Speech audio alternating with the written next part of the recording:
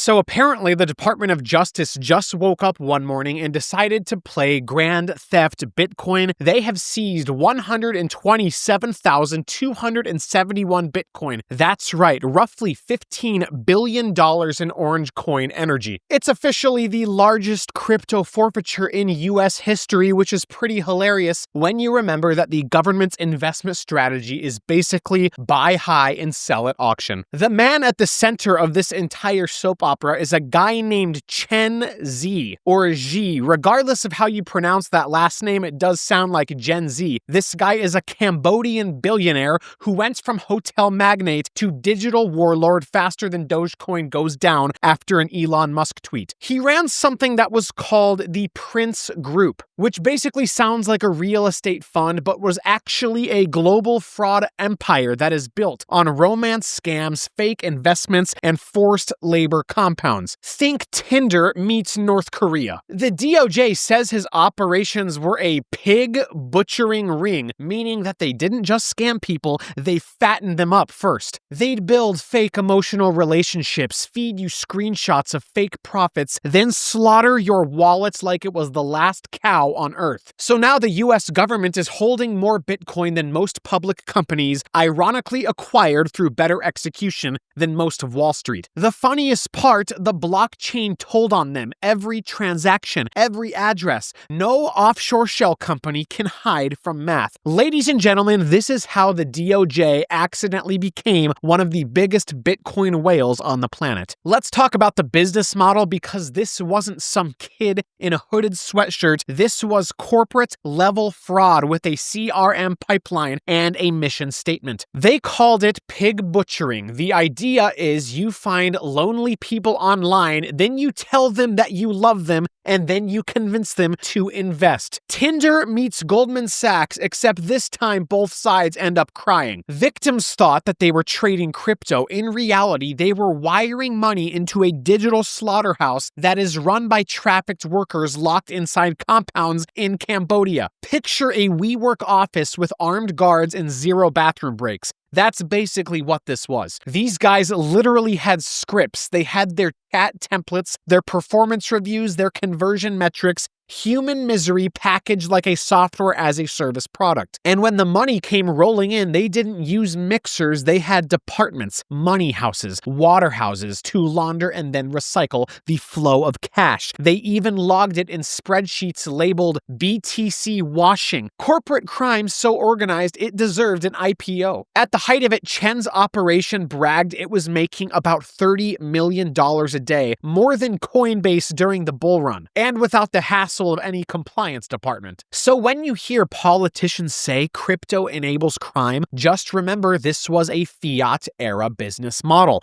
The only innovation was doing it on-chain, where the receipts never die, and those receipts are exactly what got them caught. Now, this part is honestly impressive because these guys didn't just launder money, they built a financial infrastructure more efficient than the Federal Reserve. Here's how it works. Step 1, the victims send crypto directly to a money house that is like a bank, but with a lot more tattoos and fewer ethics. Step 2, they funnel the funds through a web of gambling sites and fake mining companies, names like Warp Data and Lubian Mining. You know, the kind of businesses that exist solely so a government agent has to pretend to understand hash rate at a core hearing. Step 3, they run the coins through hundreds of wallets, layer by layer, like digital Russian dolls. Then they mix it with freshly mined Bitcoin to make it look legitimate. It's the crypto version of baking a cake out of stolen sugar and pretending that it's homemade. Every level of the process looked cleaner on paper until forensic analysts followed the flows and realized every clean wallet smelled like a pig farm. This is what happens when you give sociopaths Microsoft Excel and an internet connection. They turn human suffering into an algorithm. And ironically, the Bitcoin blockchain they tried to exploit became the trail that burned them alive. You can delete text, sex, you can shred documents, but you cannot hide from math. So who exactly is this guy? Chen, the self-proclaimed Prince of Cambodia, billionaire, philanthropist, business leader of the year. Translation, a man so corrupt, he made Sam Bankman-Fried look like an Eagle Scout. He built this fake empire called Prince Group, filled it with shell companies, golf resorts, and luxury condos that nobody could afford to live in. On the surface, he looked like a visionary entrepreneur. Behind the curtain, he was running what amounts to a 21st century slave colony where trafficked workers were forced to scam people online for 18 hours a day, and it worked until it didn't. The DOJ says that he was bribing officials, laundering billions of dollars, and even buying advance notice of police raids. That's not a business model, kids. That is the plot of a Netflix documentary that ends with the words based on a true story. The US Treasury just labeled his entire conglomerate a transnational criminal organization. You know that you've hit peak villainy when you're not just sanctioned, you're designated as a species of crime. 146 entities were blacklisted in one day. London properties were frozen, Cambodian palaces under investigation. The guy himself vanished.